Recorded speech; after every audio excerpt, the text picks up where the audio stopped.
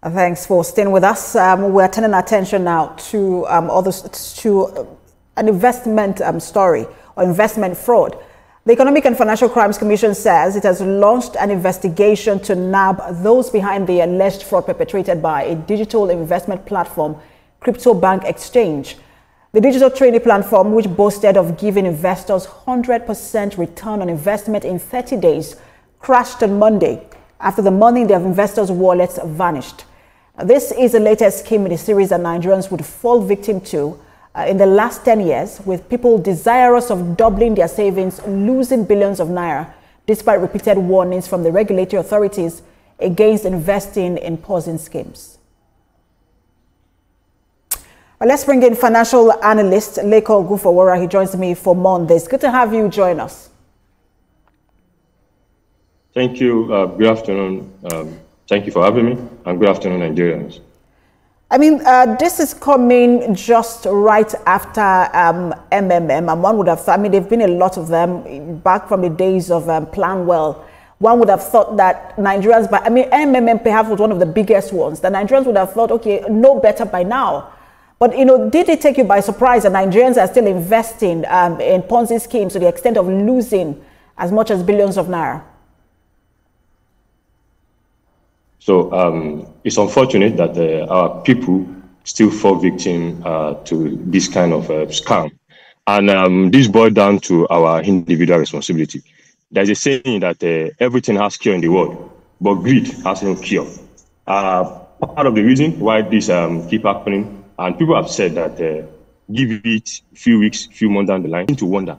But for me, what I think we need to do is that for people, and I agree with you, Mr. Agufawara, in that regard, because for people who complain about the economy and about just how bad things are for them, one wonders, where do you get this money that you invest to the tune? And then you say you invested your life savings. But you mentioned earlier about, and there are two questions you want. You respond to the first one and then this one. You mentioned earlier about the fact that, look, months from now, weeks from now, there will be another Ponzi scheme and people will invest. Why is it that, I mean, these people also take advantage of Nigeria? Are there gaps that make it, you know, very easy for them to set up in this country? So two things. I think we need to look at it from two angles. First, I will look at it from individual responsibility again. To prevent this kind of scheme from gaining ground in this nation again, we all have responsibility, both the regulatory agency, that's SEC in this angle, and also individual. So individual needs to cure greed. Like I mentioned, greed has there's no tablet, no injection to cure greed.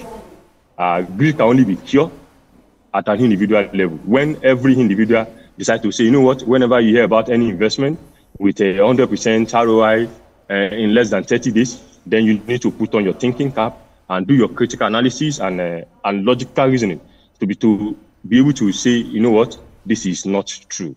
Then secondly, I think the regulatory agency needs to look into this. Also, from another perspective, as an analyst, as a financial analyst, it also means that a lot of Nigerians have free funds and they are looking for where to invest those funds for return. So what I also say is that those in the business area, the financial institution of this world, the investment banking and the likes, needs to roll out more campaign to enlighten people on why they need to invest their free funds in a secured scheme that is guaranteed of moderate return and safety. So I think I want to look at it from those two angles. Then SEC again. We shouldn't wait for, I hear what EFCC is doing now, but that is a reactive approach. We should be proactive in the sense that SEC should go out and even issue a stand warning, maybe working with Nigerian Broadcasting Corporation and other regulatory agency. Because for CBEX, for instance, you will be amazed that some radio stations actually run adverts for CBEX. So I know people will tend to believe that, oh, for a media house to run advert for CBEX, it gives you some sort of genuineness. Meanwhile, it's not. So Nigerian Broadcasting Corporation needs to wade in and warn media houses against providing their platform for some of these Ponzi scheme platform to run adverts. Yes. So they need to do that. And some people even said, Mr. Fugokunfora, some people even said that they heard from it's their religious leaders who actually introduced them into this scheme. Perhaps maybe that should also be something to consider, because when people respect their religious leaders, when your pastor imam says to you, there is this scheme, most people are likely to take part in it. But I also wanted to get back to the issue of the EFCC and the SEC that you mentioned, because they have said that one of the recurring statement they have made is that people have to complain. But I know that there is a licensing and regulatory aspect to this. If these organizations or Ponzi schemes do not have licensing, is it not the responsibility of SEC and maybe CAC to go after those who are not proper organizations that are not properly licensed? And look into the activities? Yeah, you're right. You're right. Regulatory agencies also need to double up and do more. But like you said, somebody also needs to comply. I think what I would advise the regulatory agencies to do is, you know what, you can, because if you can't leave like a saying that says that you can't leave a madman or an insane man with the corpse of his mom. If you do that, you're not going to help. It may turn into a barbecue. So what I'm saying in essence is that the security agencies, that's the SEC, EFCC and likes, for instance, need to activate their monitoring units. The monitoring unit of these agencies needs to at least be on the lookout, so that when they see any of these things, they can quickly deal with it. Please, that's what we need to do. That's what we need to do, please. I think that's one of the things we need to do, please. So it's very important that that monitoring unit of those agencies are activated. They need to roll out hotlines to people to say, you know what, if you hear about any investment opportunity, if you are not sure, kindly call any of this phone number to double check. And again, some of these Ponzi schemes are so audacious that I heard that CBEX, for instance, in their offices, they have some placard, some certificate that they try to frame and hang on the wall to make it look as if they are registered and they are genuine. So if any of these will-be investors had done a second-level due diligence by taking a snapshot of this or just putting online and saying, you know what, is there any way to verify this, or try to reach out to SEC, I think this will have saved us this mess. But isn't that even a red flag itself? Because Mr. Gufora, when you work into an organization that needs to hang its CAC or a certificate or whatever certificate or license it is on the wall, isn't that a red flag itself? Because if I sort of feel like if I see that, I am going to it's a red flag for me.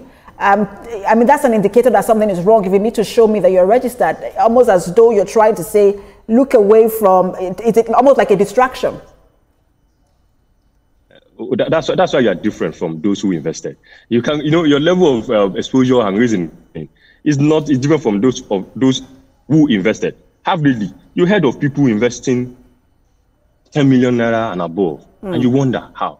One of the musicians cried out and said, "Oh, he had to even went as far as withdrawing his money." You are saying this because yes, that's a red flag. Because if you are duly registered, you don't need to hang it. But those who are looking for 100% return on investment within 20-30 days are also guilty of saying crime. And another thing is we need to dimension these victims. Not all of them are actually victims. Some of them are aware that this thing is going to crash. What they were looking out for is, oh, can I quickly cash out before it crashes? So we have some group of people who are that. Then you have some group of people who are genuine. They're just looking for where to put their money and earn income or dividend. So, like I said, we all have, it's a joint responsibility. The regulatory agencies need to activate the monitoring unit, put out your numbers out there, let people call. Also, EFCC also need to be on the watch out. Reactive measure will not prevent people from losing their hard-earned money. You have to be proactive. And again, sensitization, the media houses. I keep hammering the media houses because you know what? Media is what can actually give credence, genuinity to some of these Ponzi schemes. Because, like I'm still referring, CBEX went to a radio station in Ibadan to go and advertise. And that gives you some level of genuinity.